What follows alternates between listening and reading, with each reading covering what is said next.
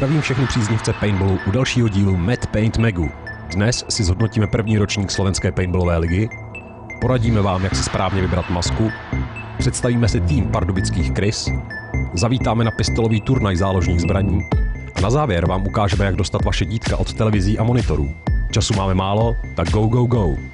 V následujícím příspěvku se přeneseme přes východní hranici k našim slovenským bratrům. Mrkneme se, jak to oni mají s paintballovým sportem.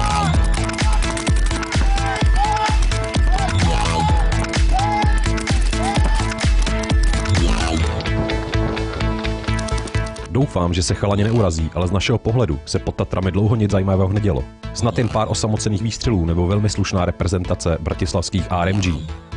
Tomu je od začátku tohoto roku konec. Chalani si se skupili do Slovenské paintballové federace a rovnou si vzali pod patronát Slovenskou paintballovou ligu, ve zkratce SPBL.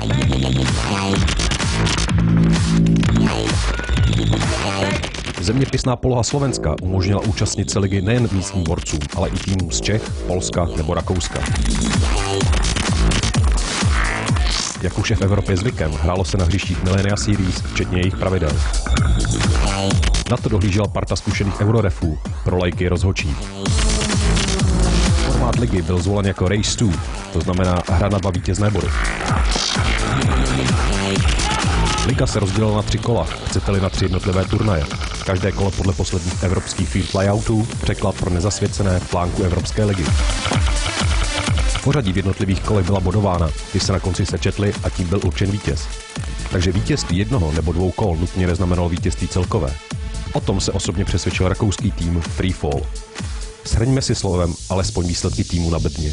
Celkové 3. místo obsadil už zmíněný Freefall, na druhém pardubický Reds, ostatně tento tým si v dnešním díle ještě představíme. První pozici ukořistil po infarktovém 3. kole další rakouský tým Mercs 89 Airs. Co říci na závěr? Skvěle připravené hřiště, zázemí, spousta fanoušků a mezinárodní účast se postarali o velkou kvalitu turnajů. Ostatně za to bychom měli všem zmíněným poděkovat a těšit se na shledání v ještě lepším příštím ročníku.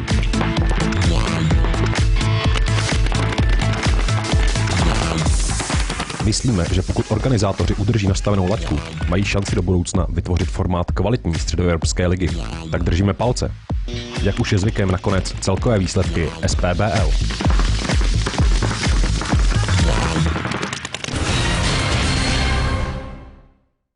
Hodně lidí se nás ptá, jak si správně vybrat masku, není to nic jednoduchého, tak si o tom něco řekneme, možná vám to pro příště pomůže. Základní rozlišení je u masek ve sklech.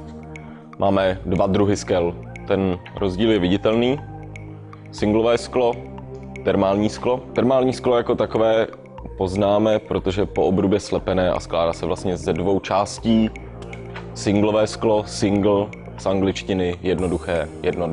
Masky s termálním sklem zabraňují mlžení, nebo to mlžení velmi redukují. Jo, to singlové sklo neredukuje tolik to mlžení, naopak je ale o něco levnější a třeba pro lidi, kteří nemají tolik peněz, je to vhodná alternativa, když pak použijou nějaký protimlžící přípravek, jde to s tím skloubit. Při výběru masky je teda důležitý to, aby jsme si masku vybrali takovou, aby co nejlépe sedla na obličej. Nejdůležitější je vlastně to místo pod očima a kolem nosu. Všechen ten teplý vzduch, který člověk vydechuje, když se spotí při nějaký ty fyzické námaze u paintu, tak má tendenci vzlínat nahoru a to vlastně způsobuje to mlžení. Jo. Mlžení je pak taky způsobeno tím, jak se člověk moc potí, podstejká ze zhora z čela, jak to redukovat, teda mít nějakou čelenku, mít kulich, mít něco, co ten pot bude sát. U masky jako takové nerozlišujeme velikosti. Dá se říct, že všechny masky jsou podobně veliké. Z velikostí si teda můžeme hrát pouze pomocí těch utahovacích štrapců. To znamená, si nasadíme masku, po posunutím těch 2 štrapsů od sebe utahujeme. Stejně jako máme více variant paintballu, máme i více druhů masek. Máme masky celohlavové, většinou si kupují ženy, dost často i malí děti, protože přeci jenom tou kuličkou do hlavy to docela bolí. Dá se říct, že velká spousta militaristů hraje pouze takhle s paintballovými brýlemi, ze spoda mají, já nevím, drátěný masky nebo šátky. Je to kvůli tomu, že když máte pažbu, abyste dokázal zalít si s normální velkou maskou, to nejde. A pro sportovní hráče, to si tady vytáhnu, ty se vyznačují hlavně svojí kompaktností a váhou, jo, aby ten hráč necítil, že má opravdu na té hlavě.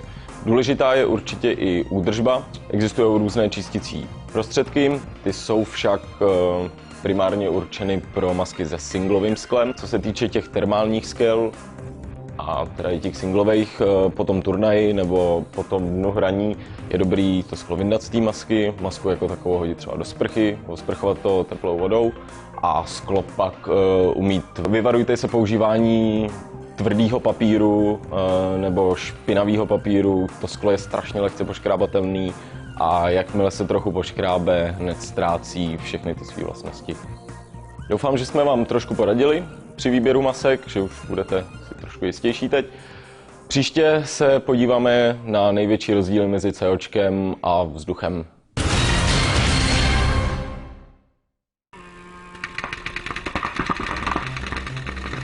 Takže čau, ahoj, my jsme Krysy, jsme z Královéhradeckého a Pardubického kraje, taková směsice.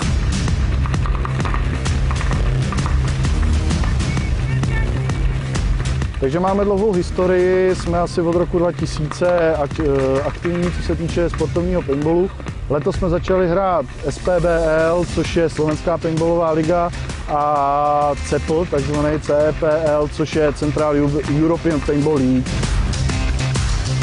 Zimní tréninky jezdíme do Brna, RPR Arena, indoorová, no a v létě jezdíme kolem Pardubic na areál Pémalu, což je paintballová. Z našich úspěchů bych asi uvedl rok 2009, kdy jsme dokázali vyhrát jednu z kategorií Milénia, byli jsme vícemistři České republiky. No a letos jsme na to trošku navázali a byli jsme první. Myslím si, že v rámci Evropy styl hráčů je takový čím dál tím víc agresivnější. Myslím si, že se to přibližuje ty ruský škole, co se týče i rakouských týmů. Teďka začaly růst i slovenský týmy, například Legion Dragonus. No a český paintball, co se týče stylu, tak bych řekl, že z každého tak trošku, že jsme si z toho vybrali to nejlepší, co může být. Tady je teďka mistrovství České republiky, na který hrajeme. Naše cíle na tomhle mistrovství České republiky, každý chce vyhrát, že jo, ale nám by stačila ta bedna. Myslím si, že paintball mak je výborný počin a proto všichni dáme si na to pěkný pokřik a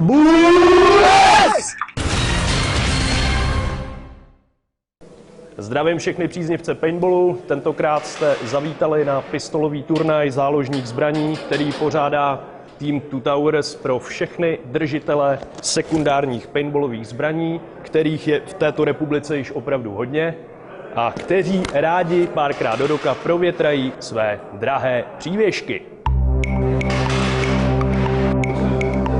Pravidla jsou velice jednoduchá. Vítězí tým, který přinese do 5minutového limitu na dané kolo vlajku z rohu nepřítele. Hraje se na 3 zásobníky do záložních zbraní.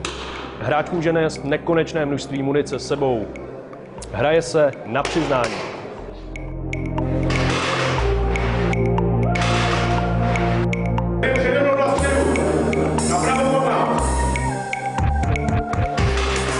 Pistolový turnaj záložních zbraní o putovní pohár Two Towers se hraje již 4. rokem s tím, že my jako pořadatelský tým zajišťujeme hřiště, spolupracuje s námi ještě jeden klub, který zajišťuje hřiště na jarní ročník. Pravidelně se na klání záložních zbraní sjíždí hráči z celé republiky, máme tu zástupce Moravy, Brna, západních Čech, severních Čech, samozřejmě středních Čech. Zhruba nám jezdí pravidelných 8 až 10, 11 týmů, hraje se systém každý s každým, vyhrává tým, který má nejméně proher a nejvíce donesených vlajek.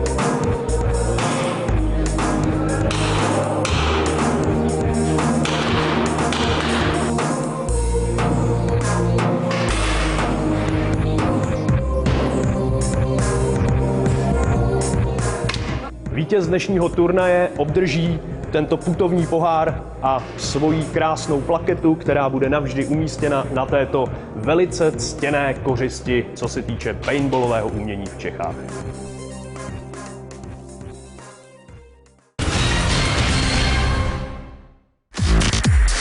Při pohledu na následující obrázky si možná pomyslíte, že jsme navštívili turnaj Lilliputů. Není tomu tak. Rodiče těchto prcků už nebavilo jejich věčné posedávání před monitorem. Vytáhli je ven, aby si vyzkoušeli junior paintball. Bojácné rodiče snad uklidní pár technických specifikací na úvod. Jako v každé paintballové hře je i zde nutná celoobličejová maska, tím je chráněn nejen zrak, ale i čich a sluch. Značkovač, nebo chcete-li pistole, je pružinová. To znamená, že se musí před každým výstřelem znovu natáhnout. Nehrozí tedy, že vaše děcko někdo si sype 50 kulemi najednou. Výhodou je, že nepotřebujete žádné baterie nebo vzduch, prostě natáhnete a střílíte. Dostřel značkovače je 30 metrů a mířený dostřel pouze 15, ale to už s velkou přesností. Jedná se o speciální kule 0,50 a jak uvádí výrobce, bolestivost je jak zásahem pingpongového míčku. Jejich skořepina je velmi křehká, většinou praskne při nárazu do měkčích částí výstroje. Nutností je ale nepřetržitá asistence rodičů, zkušených hráčů nebo rovnou instruktorů. A že to není jen tak nějaké střílení, ale pořádný tělocvik, vám ukážu následující záběry. Kluci ve věku někde mezi 9 a 12 lety se rozdělili do 2 partiček. Po zahřívacím kole Team Deathmatch si zkusili i hru na vlajku. Vzhledem k velikosti místního hřiště a umístění oživovacích stanic do protějších rohů toho naběhali kluci za den víc než Rosický za reprezentaci. Je to přeci jen jiné než nějaká počítačová střílečka.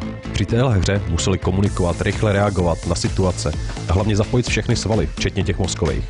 Bylo fajn sledovat, jak s každou hrou výkonnost a propracovanost taktik obou týmů vzrůstá, jak se začíná blížit hrám dospělých hráčů. Tak pokud byste chtěli s vašimi ratolestmi junior paintball vyzkoušet, neváhejte, bude je to opravdu bavit. Jen se předtím poraďte s nějakým zkušenějším hráčem.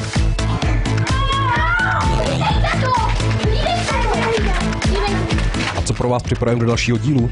Začíná série Big Games. Snad se nám poštěstí s kamerou přežít tento mrazivý turnaj. Sportovní paintball se přesouvá do krytých hal. Zajedeme se podívat na rakouskou AVPL. Doufáme, že tam narazíme na vyslance českých nebo slovenských klubů. A protože zima bude asi dlouhá, připravujeme tréninkový speciál, kde si představíme základní tipy a triky sportovního paintballu. Ale ani to není ještě všechno. Máme toho v našem nadupaném plánu mnohem víc. Ale pokud by vás něco zajímalo, neváhejte a napište nám vaše tipy na Facebook MadPaintMagu.